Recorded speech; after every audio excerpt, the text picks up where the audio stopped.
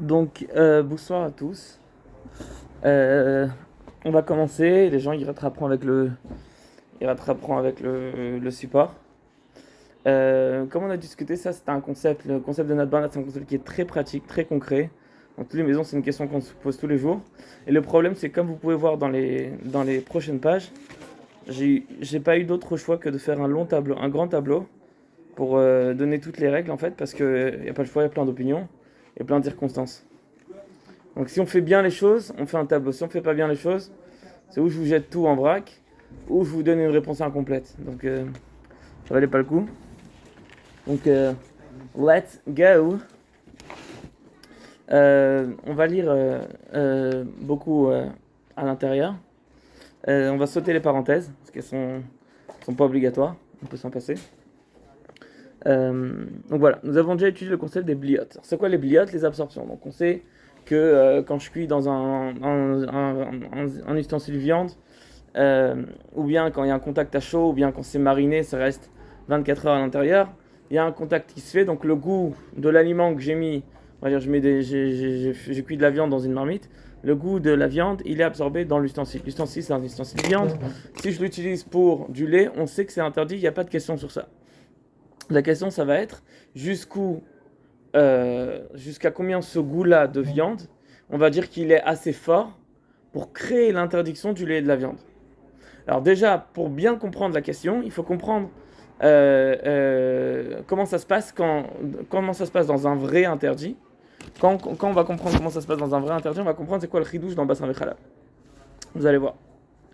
Donc, comme on sait tous, lorsqu'on a cuit, salé ou bien fait mariner de la viande dans une casserole neuve, elle doit être dédiée à l'usage de viande.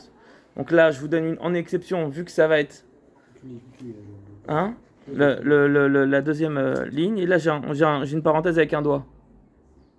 Ouais, la parenthèse avec un doigt. Le crochet avec un doigt. Crochet avec un doigt.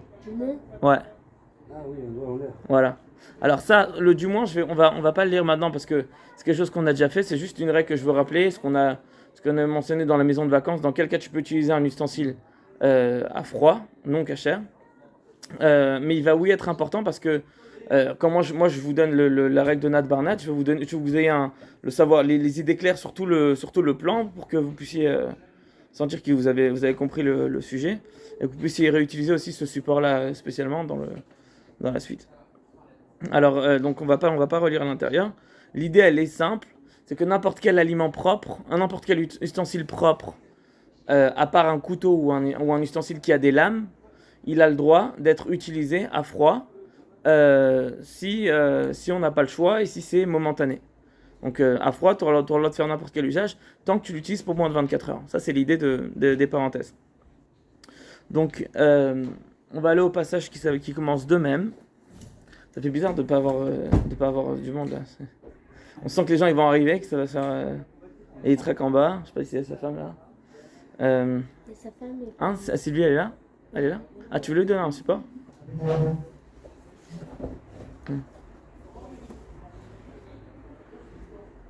Hmm. Daniel, il m'a dit qu'il pourrait pas venir. Anthony est en train de faire mincha. Les frères Lévi sont en train de manger. Bref, c'est tout ça. Bref, donc de même. Donc là, on saute le crochet, on arrive au passage qui commence de même. Donc il est en gras, ouais, vous l'avez? Ouais, le passage qui commence de même. Donc de même, un aliment cachère qui aurait été cuit ou même simplement été en contact à chaud ou mariné dans une casserole non cachère sera interdit pour toujours. Qu'est-ce que ça veut dire? Ça veut dire que euh, on va la pousser un peu plus loin. Euh, j'ai une Toujours, ça paraît bizarre ça. hein? Un aliment cachère interdit pour toujours. Ouais, il est plus cachère quoi.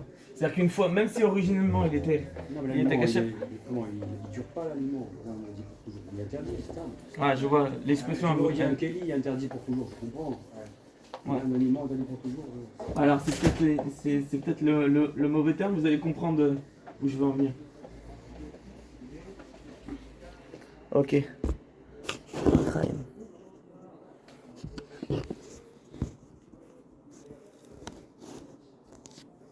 J'ai une cuillère cachère qui était en contact avec un morceau de porc fumant. Ouais, donc elle était en contact avec un morceau de porc fumant, donc qui était Kirishon, ça a été rentré dans le feu. Une cuillère. La cuillère, elle était en contact avec le porc fumant, donc elle est 100% taref. On l'a rentrée dans la casserole avec le porc, si vous voulez, comme ça.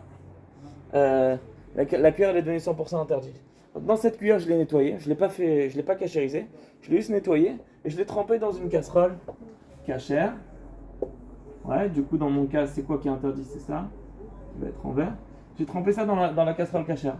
Et s'il y a 60 contre la cuillère, contre le volume de la cuillère, bon, on sait que le din, la casserole, elle est 100% cachère et la cuillère, elle a toujours besoin d'être cachérisée parce qu'elle n'a pas été convenablement trempée et entièrement immergée dans l'eau pour être cachérisée. Et des bonbons?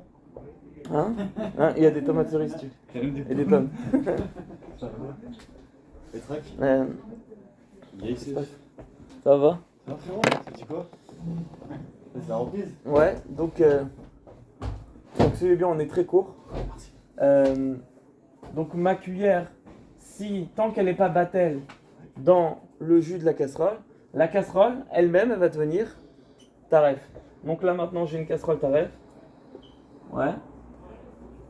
Et j'ai trempé dedans une cuillère cachère.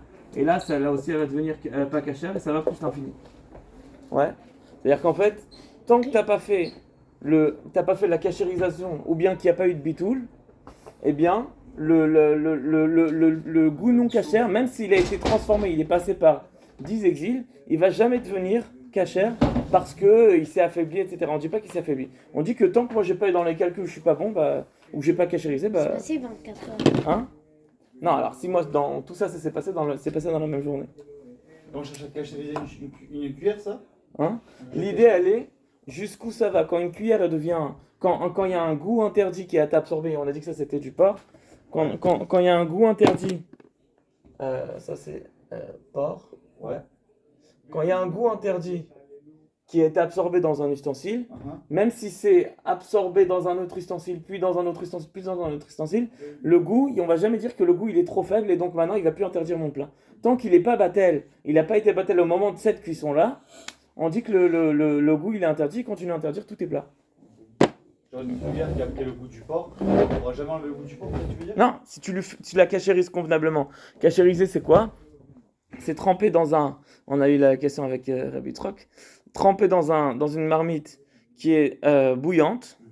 Donc, il faut que la cuillère, elle soit déjà pas batioma, elle soit pas du jour. Comme ça, son goût, il va pas interdire la casserole. Parce que si elle est du jour, bah, t'as rien gagné, à moins qu'il y ait 60 fois la cuillère, bref. Mais en gros, tu vas l'immerger totalement pour extraire tout ce qu'elle a. Parce que quand la casserole elle est en train de bouillir, la chimie, la chimie de l'eau, elle va faire que tout va être extrait de la cuillère. Donc, mais pour ça, il faut cachériser convenablement. Si toi, t'as juste trempé dans un plat, on dit que on ne sait pas jusqu'où t'as trempé, jusqu'où c'était interdit avant, donc on dit que la cuillère, elle est encore interdite. L'idée, elle est que les goûts, un goût qui est transmis d'une casserole à une autre, si le goût de base il était interdit, il reste toujours interdit et ça change pas. Par contre, on va voir que si c'est un goût permis, alors là, le goût permis, au bout d'un moment, on dit que il va être trop faible pour devenir interdit. Ça va être l'arrêt qu'on va apprendre aujourd'hui. Venez, on lit un petit peu dans le support.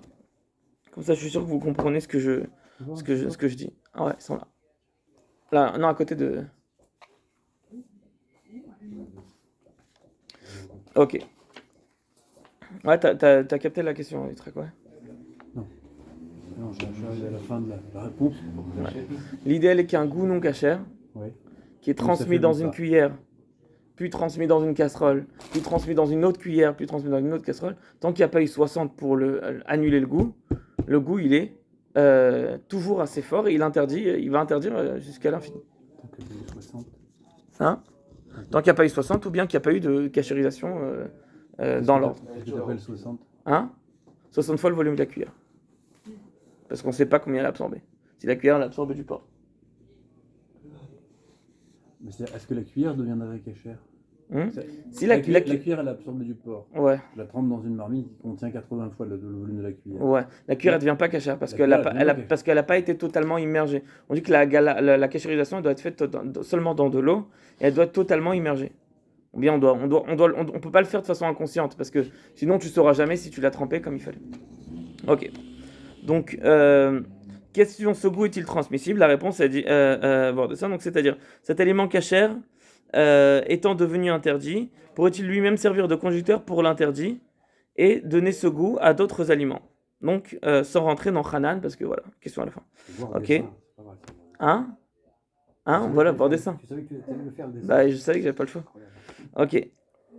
En d'autres termes, va-t-on dire que le goût du non-cachère va perdre de sa force par le fait qu'il était absorbé et recraché à différentes reprises, ce qui le rendra batel, d'une certaine façon, ça va le rendre batel, et donc, ou bien il continue à rentrer, à interdire comme au premier contact? La réponse, elle est, il continue à interdire pour l'éternité. Point. Ok.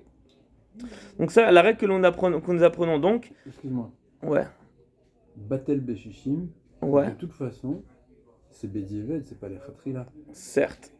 Maintenant, la question c'est, est-ce que cette casserole-là dans laquelle j'ai accidentellement trempé ma cuillère de non cachère, est-ce que cette casserole-là elle va devenir non cachère?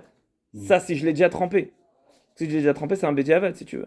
Ou bien, si tu veux encore plus, s'il y avait un plat dans cette casserole-là, est-ce que le plat il est devenu non cachère parce qu'il n'avait pas 60 contre la cuillère? Donc là, on te dit, il n'y a pas eu y a pas de bitoul, et donc la cuillère, tout continue à être interdit. Ok. Donc la règle qu'on doit apprendre, c'est quoi? Un goût fils de goût en provenance d'un aliment non cachère continue d'interdire à chaque transfert.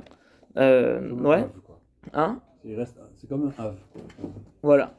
C'est le goût fils de goût. C'est toujours comme un père, exactement. Ouais. Alors ça, c'est parce que dans les termes de la Gemara, c'est quoi? C'est noten ta'am, bar noten ta'am. Un donneur de goût, quelque chose qui donne de goût, fils de quelque chose qui donne du goût. Donc c'est-à-dire qu'en fait, il y a eu une transition. Ok. Donc l'exemple que j'ai donné, c'est l'exemple que je vous ai donné ici, si je ne me trompe pas, une cuillère neuve qui tremperait dans de l'eau bouillie, dans les casseroles non cachères, deviendrait également non cachère et interdirait à son tour, etc. Exactement. Ok. Donc maintenant, ça c'était la petite intro, qui est écrite en long et en large, mais au moins je suis sûr que vous avez compris la règle. Ok, maintenant dans Seif Aleph et Bet. Juste une question, du coup là, dans l'exemple, tu as pris de l'eau bouillie, c'est intéressant. Ouais. Est-ce que si jamais elle est battelle, tu la cachérisée? Encore une fois. Si jamais Si alors la cachérisation, elle peut. Il demande, il traque si j'ai une casserole d'eau bouillante. Comment tu cachérises des ustensiles? Tu les trempes dans de l'eau bouillante. Donc là, je l'ai trempé dans l'eau bouillante. Alors pourquoi ce serait pas une bonne cachérisation? Alors on dit premièrement, de manière générale, il faut essayer de tremper tremper tout l'ustensile en une fois. Si t'as pas le choix, tu peux le faire en deux fois, mais il faut le faire consciemment. Parce que si toi tu l'as pas fait consciemment, bah d'où on sait que tu as trempé la cuillère jusque là où il fallait. Peut-être un jour il y a une goutte de brûlant qui est tombée dessus et il y avait un flux, etc. Bref, peut-être qu'elle a été interdite sur le manche. Et donc après elle va être. tu l'as fait tomber comme ça, le temps qu'elle descende au fond, elle a pu être entourée. L'idée elle est, si elle a totalement été immergée et que la casserole elle était bouillante, si toi il faut que tu remplisses des conditions. Si tu as eu la conscience au moment même de remplir les conditions, c'est bon. Si tu as un doute ou tu peux pas savoir, t'as pas rempli les conditions, tu dois recachériser, ça prend pas. Ça coûte pas besoin. Hein? Là, la casserole n'est pas cachère. Ouais. Non, alors Si. dans ce cas-là, oui. Ah, tu veux dire si la casserole elle est pas cachère? Parce que là, c'est le cas que tu dis, c'est une casserole non cachère. Ouais. Non, alors il faut que le. Non, Ouais. tout en bas. Ah, pardon. Non, Allez, cachère, non, tu peux pas cachère. Non, dans ce cas-là, avec Oui, une pardon. casserole non cachère, Alors par contre, il faut que l'eau, quand on dit bouillante, faut qu'elle continue. faut qu'elle ait des bulles. Faut qu'elle soit en train de bouillir. Voilà. C'est la même chose dans le Samra là. Alors on va voir. C'est ça toute la question. Ah non, on va faire vers Khalaf, non. Hein? On avait dit que ça s'affaiblit. Ouais. Alors voilà. Alors on y vient justement. C'est Ifa Aleph et Bet. Ok. Par contre, une Ouais. cuillère non cachère qui tombe dans. Ce que je comprends pas, si tu veux, c'est pourquoi il faut que l'eau soit bouillie. Parce qu'on a déjà dit, de toute façon, une cuillère qui tomberait dans un plat chaud, pas bouillant, à bouillir, Toi tu parles pour cachériser ou tu parles pour le cas précis? pour rendre taref. Hein? À partir du moment où c'est bouillant, c'est bouillant. C'est ça l'exemple qu'on a donné. Ok, ben non, on rentre dans les lignes parce que je veux bien faire le tableau avec vous, voir chaque cas, pour que vous compreniez le principe comme il faut. Ok, donc la Gemara dans Choulin, donc la règle de Nat Varnat, dans un aliment permis. J'ai oublié de traduire pour le coup Nat Barnat, mais voilà, Nat Barnat, c'est un goût fils d'un goût d'un aliment permis. On va voir la règle. La Gemara dit dans Choulin 111b, du poisson qui a été servi dans un plat viande pour être mangé avec du koutar. Le koutar, c'est un plat lacté babylonien. Ok, on en a déjà parlé. Alors, Donc la règle, elle est quoi? La règle, elle est, j'ai du poisson qui a été servi dans une casserole viande.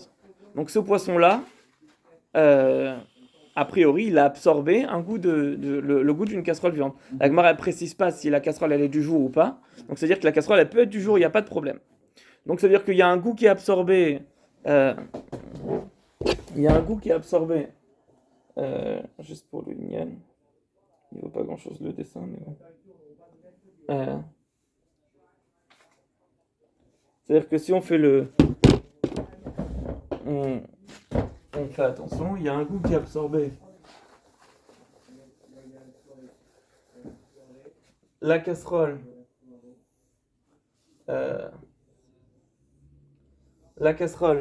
elle a absorbé dans ses parois. alors quand tu dis, De la quand tu dis viande. avec le fromage, tu dis de mettre du fromage dessus? On les mangeait avec du fromage. Non, ou alors Ça tu manges change ton rien, poisson, ça change tu manges ton poisson, tu manges ton Non, fromage. non, on sort. Et bien Ouais. fait la casserole. Alors ici, on va t'as vu? Ok, ici j'ai ma viande. Ok, mon steak, il a fait un premier passage, numéro 1, dans la casserole. Et ensuite, de la casserole, il va aller dans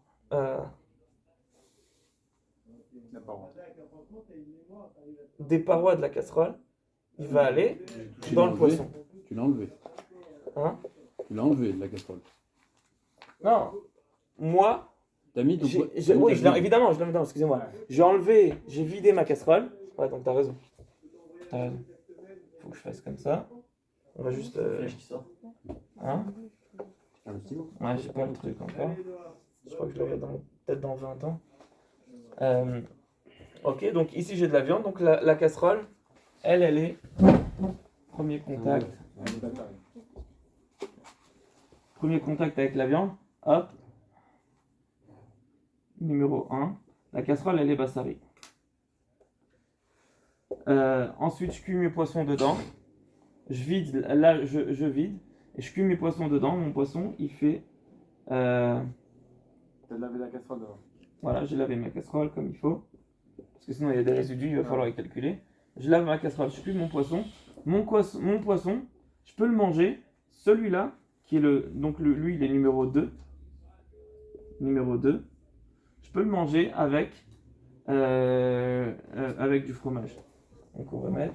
Il n'y aura jamais des bliottes alors.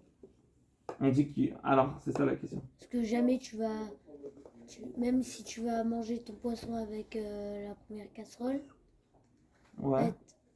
dès que tu as pris ta viande, bah, c'est le premier. Dès que t'as mis ta viande, c'est le premier. Et donc, tu pourras mettre ce que Tu veux dire que veux, quoi. tout ce que je vais cuire dans une casserole Ouais, bassari, je pourrais le manger avec une casserole, avec du fromage. C'est ça qu'on est en train de dire après. Il n'y a pas de jean de bliotte. Hein? Jamais il y aura de Ouais. jean de bliotte. Ouais. Alors maintenant, Nahon, c'est vrai. C'est-à-dire que selon cette règle-là, il n'y aura jamais de problème. Le concept de, si on prend cette règle-là au sens propre, il ne peut jamais y avoir de problème de cheskat bassari. Cheskat bassari, ça veut dire, c'est considéré comme viande, même si ça ne rend pas viande, c'est considéré comme viande, donc je ne peux pas le manger avec autre chose. D'après maintenant, on va voir qu'en fait cette règle-là, elle est controversée, il y a des marloctotes dessus, donc on va voir qu'on ne peut pas la prendre aussi de façon aussi simple. Donc maintenant, l'idée c'est quoi? C'est pourquoi le goût.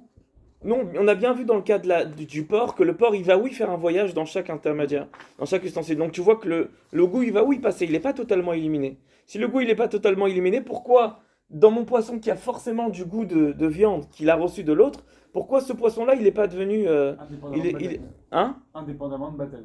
On avait parlé. Ouais, on ne parle pas de Batel parce qu'ici il n'y a aucun cas où c'est Batel. Si c'est Batel, tu rentres dans une autre équation. Ah, ok. Ouais. Il y a quand même un truc là, ou alors la phrase elle est mal tournée, c'est marqué du poisson qui a été servi dans un plat viande pour être mangé avec du coutard. Bon, toi tu dis servi et pas cuit. Voilà. Très bien, ça va être une partie de la controverse. Donc c'est pour ça que je les ai accentués, Khazak. Déjà il y a écrit été servi au passé. Et deuxièmement, il y a écrit servi et pas cuit. Donc on va voir, tout ça, ça va être dans la suite. Euh, je vais juste donner la raison. La raison, elle est quoi? C'est car le goût de la viande est passé par deux intermédiaires en restant permis. Pourquoi en restant permis? Parce que j'ai pas cuit dans ma casserole, j'ai pas cuit du poisson avec du fromage à l'intérieur. Si j'avais cuit du fromage, j'avais mis du fromage dans cette casserole, qu'est-ce que j'aurais eu? J'aurais eu dès que le poisson, dès que le goût de la viande il sort de la casserole, il sort de son premier, il est tout de suite en contact avec son interdit, avec son fromage. Donc là, j'ai pas deux permis. J'ai un interdit, j'ai un permis, et après le deuxième, il est directement interdit. Là, ça aurait pas marché. Par contre, dans notre cas, c'est pour ça qu'on a précisé, le poisson, il est d'abord, il est cuit pas juste du poisson, on a cuit juste du poisson, et ensuite on va mélanger ça avec du fromage. Donc c'est pour ça que vu que j'ai deux nattes, deux fois, deux transitions de goût, et que le goût il était encore permis, à ce moment-là on dit que le goût il est trop faible pour interdire. Ça veut dire quoi? Donc le pape et le poisson, seulement ensuite vient le mélange de fromage. Du coup j'ai pas donné la logique, j'ai pas donné la logique, mais la logique elle est elle-même, elle peut se comprendre de deux façons la logique. La première logique elle est que tout simplement le goût de la viande il se ressent pas dans le poisson. Et c'est la raison qu'il faut retenir parce que c'est la plus retenue. Il se ressent pas. Et donc, vu que le goût il se ressent pas, la Torah elle m'a interdit de cuire du lait et de la viande. De quel mélange la Torah elle parle? Un mélange de cuisson. Quand moi je cuis, je mets des carottes dans mon bœuf bourguignon, le but c'est d'avoir une épice aromatique. Donc le but c'est de donner un arôme. Donc quand on parle de cuisson, on parle d'arôme. On veut mélanger les goûts. S'il n'y a plus de goût de viande, bah, il n'y a plus d'interdit. Le lait et la viande ils sont interdits seulement quand ils donnent chacun leur goût.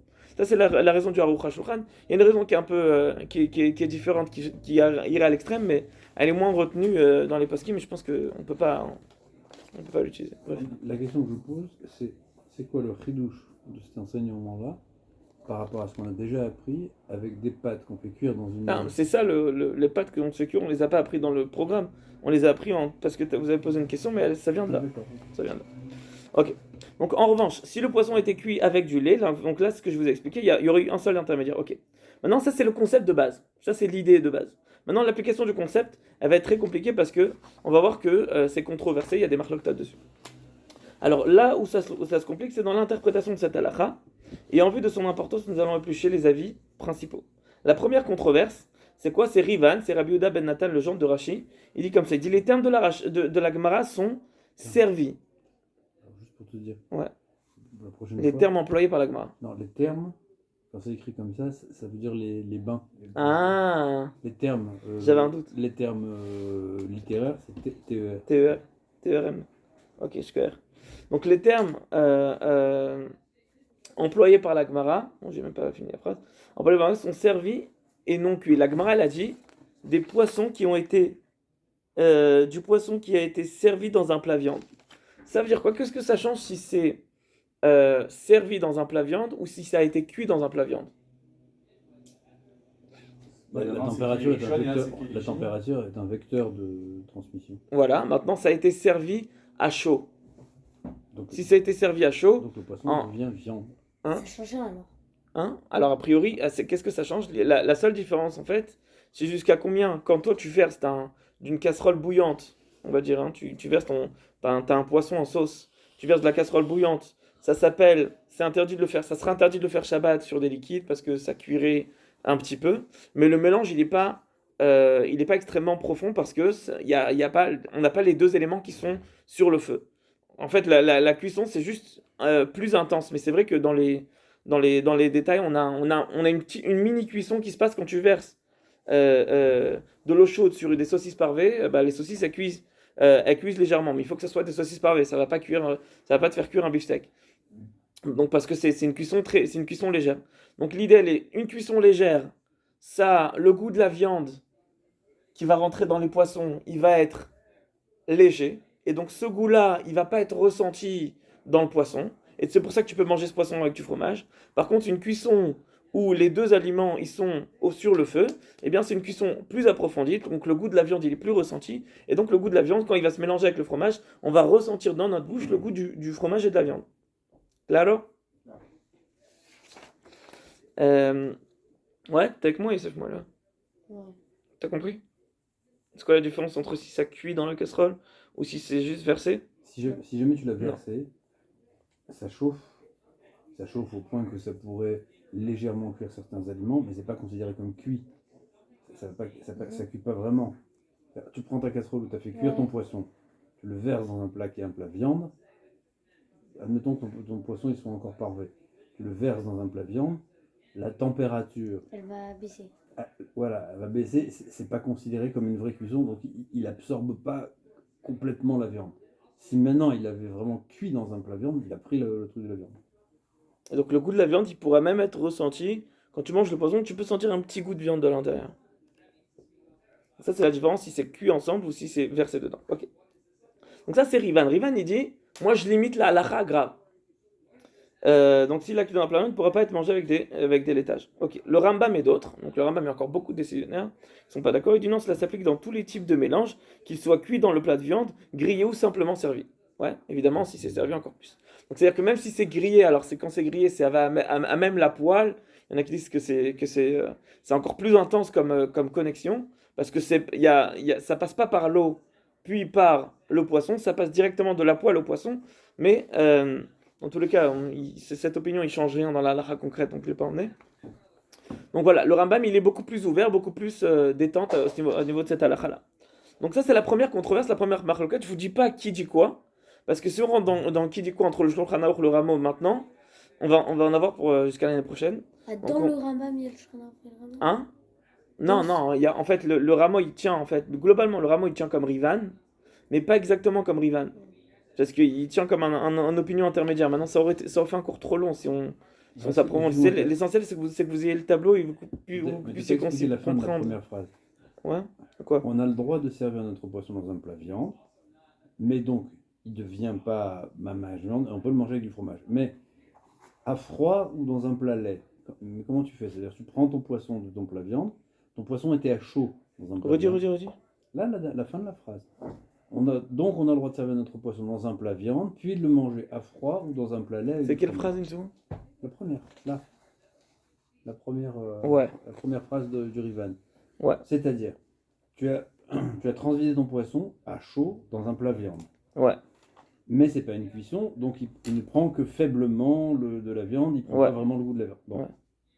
Maintenant, on te dit, tu as le droit de le manger avec du fromage. Voilà, maintenant comment tu peux mettre du fromage dans ton plat viande? Oui, c'est ça. Alors pour mettre du fromage dans ton plat viande, si tu attends que le plat il est totalement refroidi, alors dans une situation extrême, tu peux, si le plat il était propre, tu peux mélanger du fromage à froid. C'est pour ça que je vous ai expliqué, c'est une des raisons pour lesquelles je vous ai expliqué, je vous ai fait une intro ici, je vous ai rappelé les conditions pour pouvoir utiliser un ustensile viande avec du lait à froid, pour que vous ayez tout le schéma. Ou dans un plat lait. Ou bien dans un plat lait, c'est-à-dire que tu vas le transvider une fois de plus. Tu as fait l'erreur, tu as dit mince, on l'a mis dans une casserole, sur une assiette, on l'a servi sur une assiette, les pâtes sur une assiette viande. Est-ce que tu peux les transvaser dans une assiette lait et les manger avec du fromage? On te dit oui parce que ça n'a pas cuit dedans. Ok, une bonne remarque.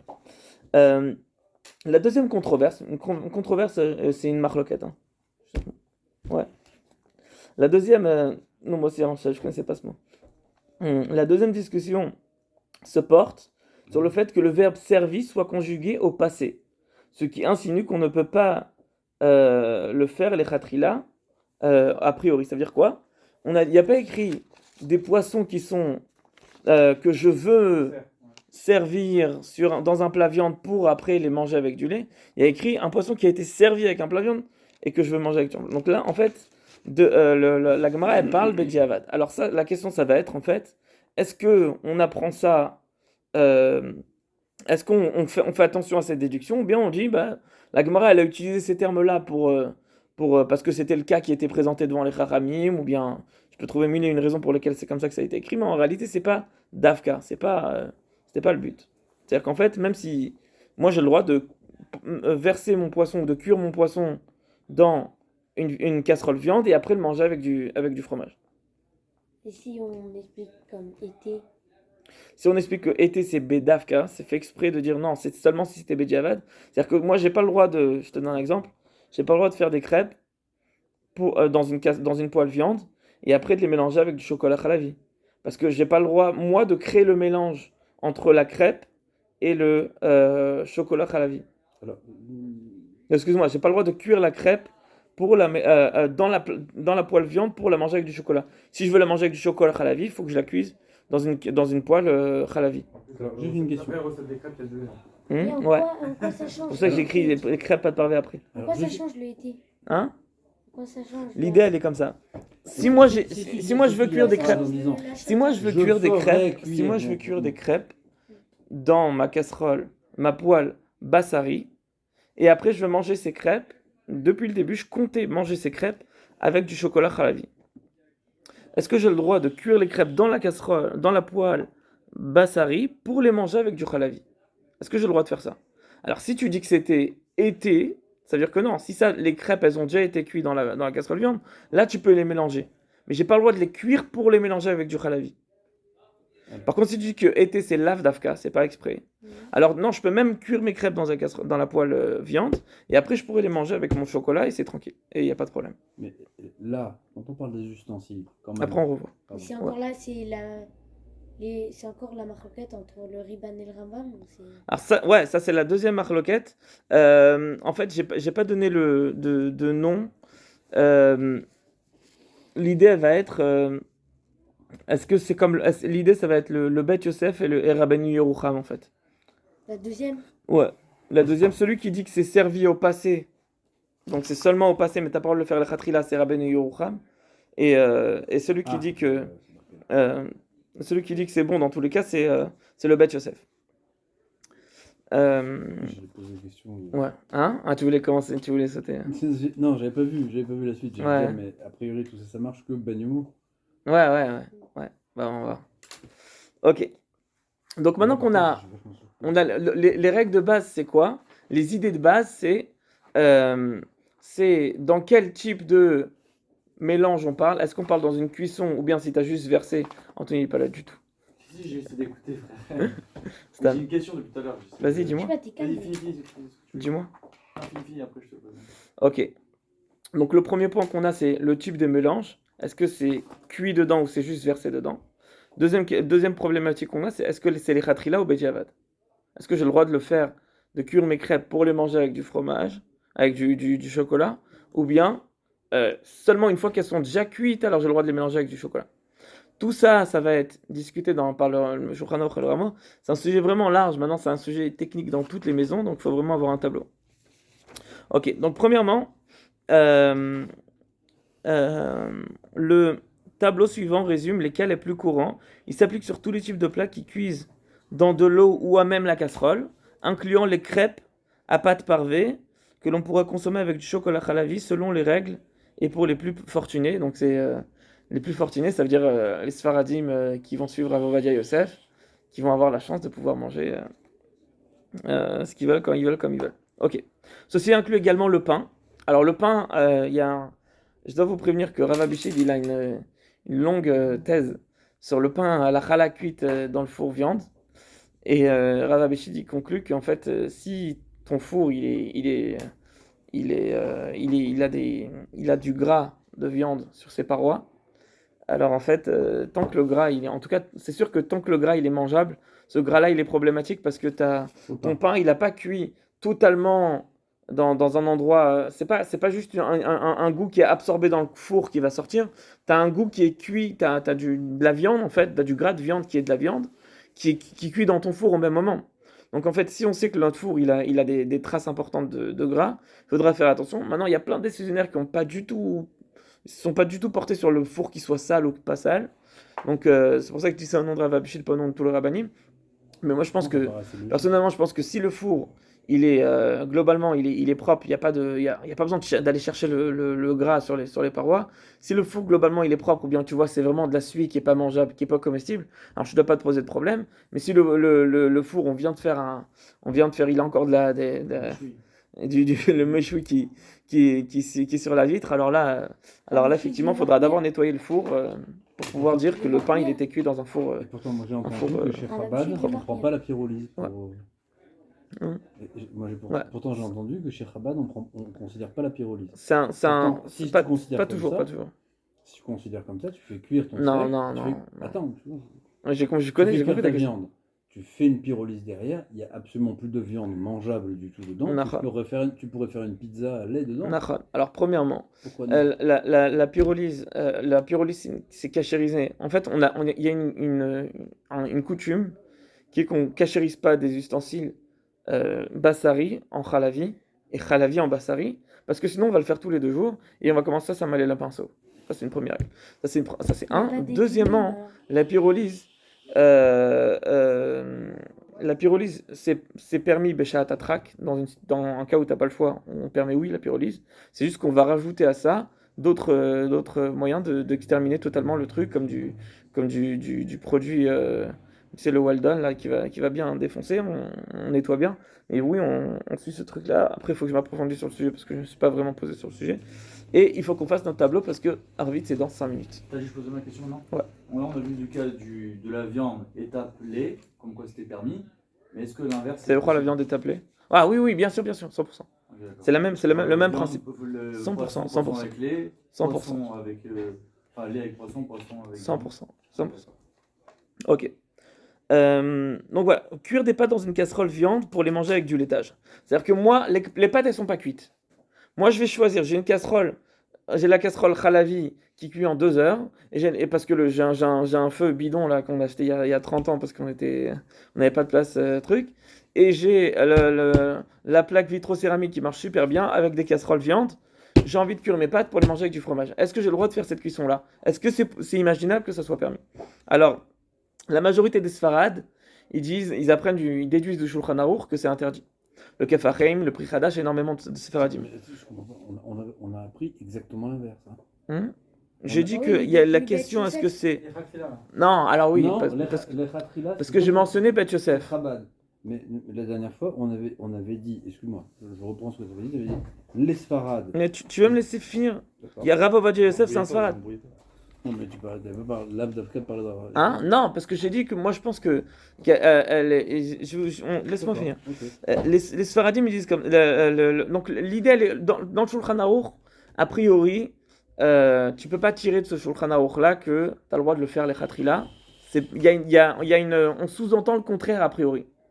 Mais étant donné que dans un autre livre, le Shulchan Aruch, il dit qu'on a le droit de le faire les Khatrila, la question c'est est-ce qu'il a changé d'avis quand il a écrit le Shulchan Aruch ou pas? Donc le Kefachaim, il écrit que le Shulchan Aruch, il a changé d'avis. Il y en a qui disent que le livre du Shulchan Aruch, il a été écrit avant Bichlal. Donc c'est le Beth Yosef qui a raison, parce que dans le Beth Yosef, il y a une partie qui est écrite à la fin, donc c'est pour ça qu'en fait c'est oui permis, donc il y a une controverse, et donc c'est pour ça qu'on va... la majorité des Sfaradim, ils vont interdire. Rav Ovadia Yosef, il va permettre. Moi, je pense personnellement qu'un Sfarad qui se pose la question, vois ton niveau de religion, vois le niveau de religion de ta famille. Si toi, tu es le gars qui se pose des questions, quand tu sors, tu demandes est-ce que c'est le gavre ou le chef, tu sais, quand tu sors Shabbat, tu portes tes clés, tu dis est-ce que la ceinture ça marche, ou est-ce qu'il faut que j'achète une ceinture en cuir dans laquelle je vais emboîter ma truc pour ne pas que ce soit un truc. Bref, en gros, si tu es très méticuleux, ne suis pas Rav Ovadia. Si t'es pas méticuleux, si voilà, tu fais Torah au mitzvot, t'es pas traditionnaliste, t'es religieux, mais tu prends les permissions quand il y en a besoin. Rav Ovadia, il est assez fondé, on peut compter sur lui, donc c'est permis. Un ashkenaz, c'est interdit dans tous les cas. On parle bien toujours d'une casserole Benumo, qui n'a pas eu de viande. On y vient, ouais, on y vient. Ça va l'étape par étape, mais oui, la casserole est batioma. Mélanger des pâtes déjà cuites dans une casserole, dans une casserole viande, et du coup, il m'a cassé mon truc avec du laitage, la fin de la case, avec du laitage, et du coup, on revient. Alors, donc les pâtes, elles ont déjà été cuites dans la casserole. Alors là, est-ce qu'on dit que le fait que les pâtes, elles ont cuit concrètement dans la casserole, ça pose problème? La réponse, elle est, le rameau, même le rameau, il est indulgent, donc tout le monde est d'accord que j'ai le droit de mélanger mes pâtes avec du fromage. Ouais, donc ça veut dire qu'on ne prend pas Rivan, on va prendre le Rambam. Hein? Seconde. Mélanger des pâtes déjà cuites. Excuse-moi, ouais. Interdit. C'est bien interdit.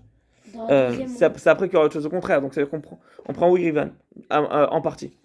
Attends, quoi? Ashkenaz, quoi donc?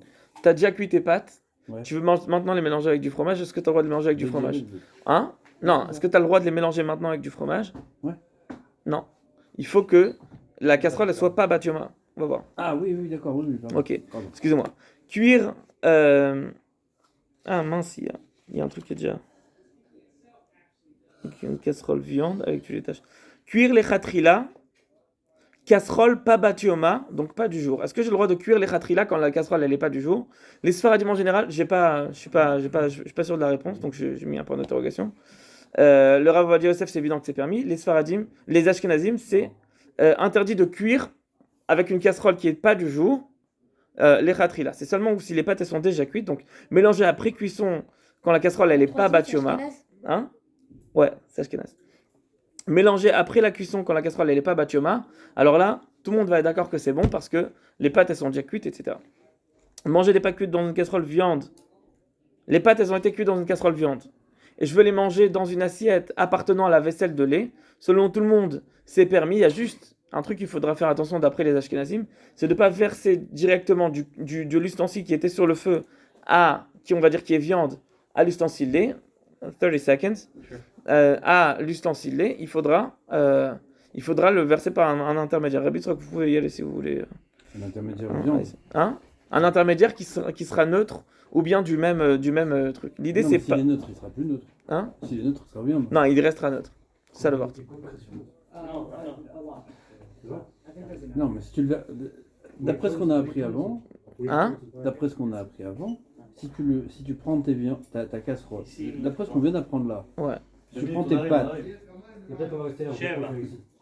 Non, Kiko. si tu prends tes pâtes qui ont cuit dans une casserole viande, sans viande, Ouais. ont cuit dans une casserole viande, que tu la verses dans un plat froid, même viande, c'est le cas du poisson. Donc, je veux dire, après, tu peux la manger. Repose ta question. Ce cas-là, manger des pâtes cuites dans une casserole viande dans une assiette appartenant à de la vaisselle lait. Ouais. Alors, selon les Ashkénazes, il faut pas que ce soit directement du Keli Rishon.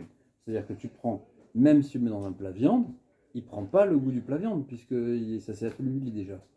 Tu veux dire que ça, on va jamais retrouver le cas original de la Gemara. On va retomber là-dessus. C'est vrai, mais c'est une khumra en fait qu'on fait.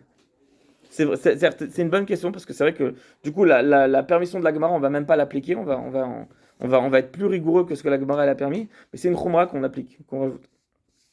Ok, si j'ai déjà mélangé les pâtes avec le lait, donc selon tout le monde c'est permis. Par contre, tout ça c'est quand le plat il est pas harif, pas épicé. Parce que le plat il est pas épicé, tout le monde va interdire. Et pareil, si la casserole n'était pas propre, il faut avoir shishim contre les résidus pour pouvoir manger ensemble. Hein? Tu lèves la casserole. Non, mais, oui, mais Non, si t'as oublié de laver la casserole et tu t'es dit de toute façon c'est les pâtes parvées. Ok. Bon, les amis.